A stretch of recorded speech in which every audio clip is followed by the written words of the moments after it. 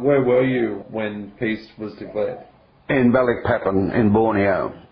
The word came through on the radio on the Friday night, and consequently it soon spread out through Balik, and at that stage the war nearly finished in Balik, and the Japs were just about well and truly defeated.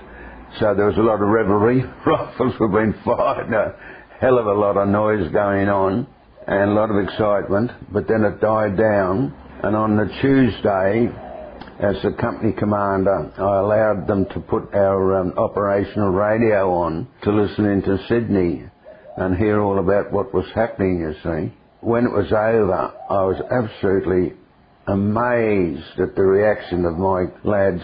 They just got up and walked away with their own thoughts, no doubt, contemplating what was ahead of them now that it was peace. How many people were there with you? Well, most of them were company, about 130 blokes.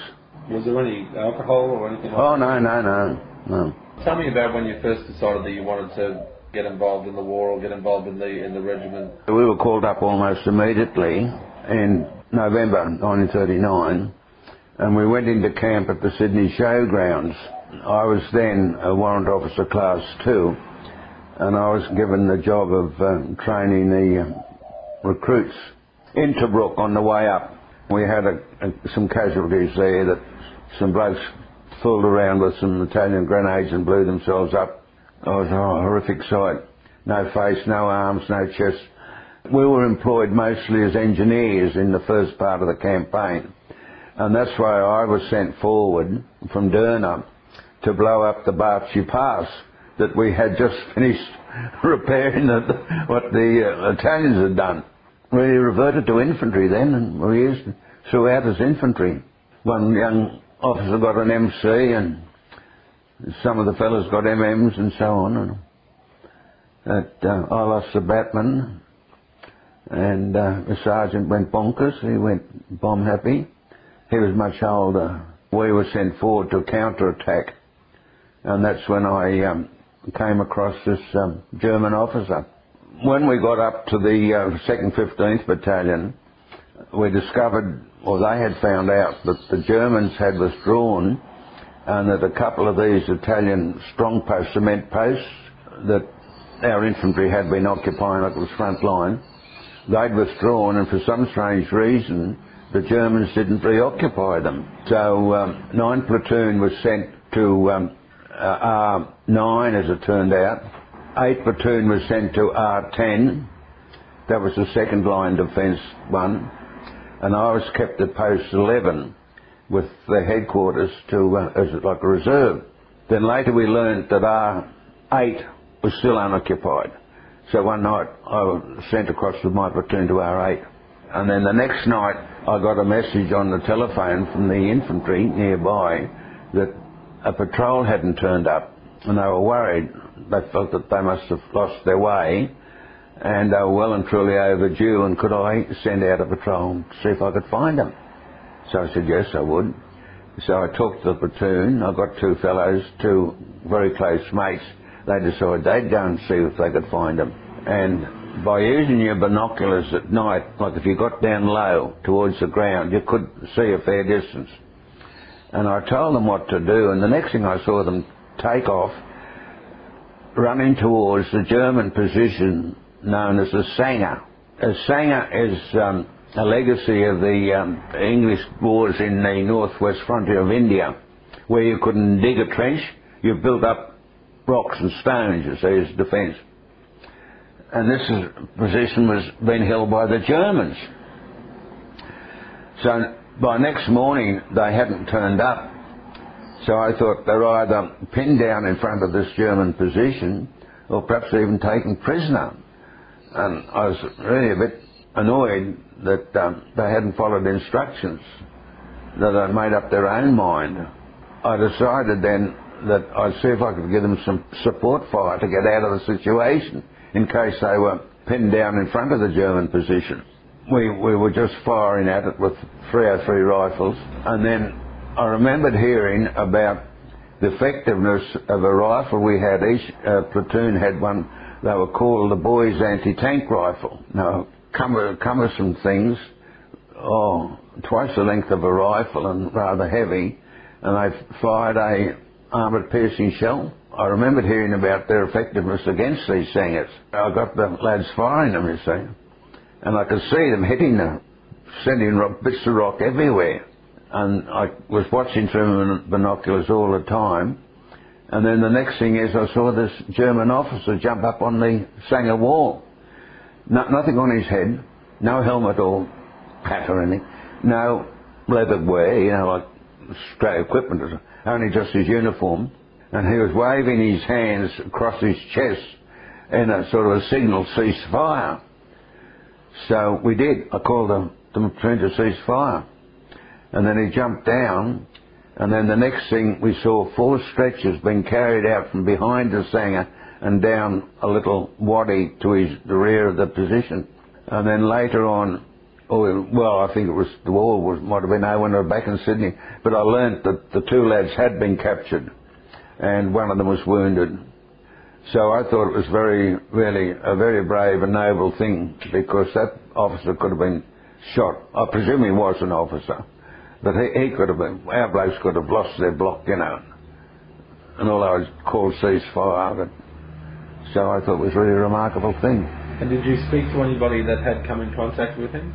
Oh, no, I mean, on the other side. But from the guys that were wounded? No, we never saw them again. They were taken prisoners, you see. This R8 was out on its own. No protection, no wire, nothing, you see.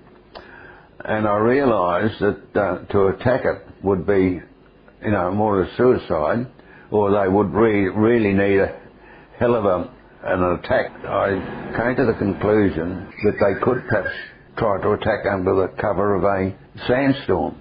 About mid-morning, after we'd been there in this particular post, this R8, for a few days, the sandstorm blew up, or dust storm. Sandstorm, I prefer to call them. So I went to where the sentry was, because I put the whole platoon on alert then, and he said he could see 4 figures in a break in the sandstorm. So once again, getting out the old binoculars, I was watching, and there was a break, and I could see 2 khaki-clad figures with khaki caps, and 2 obviously Germans carrying their rifles across their chest, following them. So I yelled out to my platoon, "Don't fire," because they were coming straight for us. And I had visions of getting the whole 4. And the next thing, unfortunately, from the post behind me, a shot rang out. So the 4 of them, they all balked and sort of bent over and were waiting then for what was going to happen next. And when nothing happened, the Germans turned and ran from the direction they'd come, and the 2 fellows in the khaki caps came running towards me. So eager hands got them into the gun pit, and there was no need to ask for identification, because I immediately recognised one of them as one of our transport drivers, and the other one I recognised straight away as a British officer from tanks with his badges thing. So I took them downstairs to hear their story, and gave them a rum that I had carried from Palestine for such an event. He'd driven into German lines. So anyway, they were taken before the officer in charge of the area. He spoke excellent English, and he apologised for having to search them according to the Geneva Convention, and the driver complained that the soldiers had taken his cigarette. So the German officer made his troops give the cigarettes back, and then he apologised to the English officer that he didn't have anybody of equal rank to escort him to the rear. Then when it came to take off, and he had to, like the 2 Germans that we saw on it run, were bringing, he apparently rather ruefully said, "For you, Lieutenant, the war is over." And he no doubt got back to his tanks all right, but the driver decided to stay until night and go back with our ration party. After the Brook went back to Palestine, I was seconded to the Middle East Reinforcement Training Depot. What were you doing in Papua New Guinea? Well, as I say, we were infantry there, and I was a company commander with the 2nd Seconds. When we went to New Guinea, we were training in river crossings. So for 5 days we marched from a United States fighter base to Markham, marched like morning till dark. And we had the largest native bearer train ever assembled in New Guinea, 800 odd natives, to carry our machine guns and mortars and rations and ammunition and all that sort of thing, you know. And then the engineers came down in pontoons to build a bridge, but unfortunately on the way down, one of the pontoons at night, they came down overnight, hit a reef or something, but that's where we came in as protecting the engineers, as engineers protecting the engineers. A young lance corporal and another one of mine, a private of mine, were on this pontoon that sank, and they saved a bloke from drowning. They no doubt would have saved the others from drowning, because they were there to protect them against any, say, Jap attack. But so it turned out they were both lifesavers, so they really saved, except for one bloke. And then we crossed the other side when after the bombing of Nadzab, and then the paratroopers came down. One officer got caught up in a tree, and I think he would have been left there. They were funny people, those paratroopers, I believe you me. I don't know whether I should have said that. One company of the 2nd 31st Battalion had been wiped out in the marsh in large yards back at Moresby. What happened was one of those bombers, a whole company were wiped out. So our A company replaced them then on the attack down to Lae. I was left on the airstrip to develop it and control it. From there we went up the Ramu Valley and Shaggy Ridge.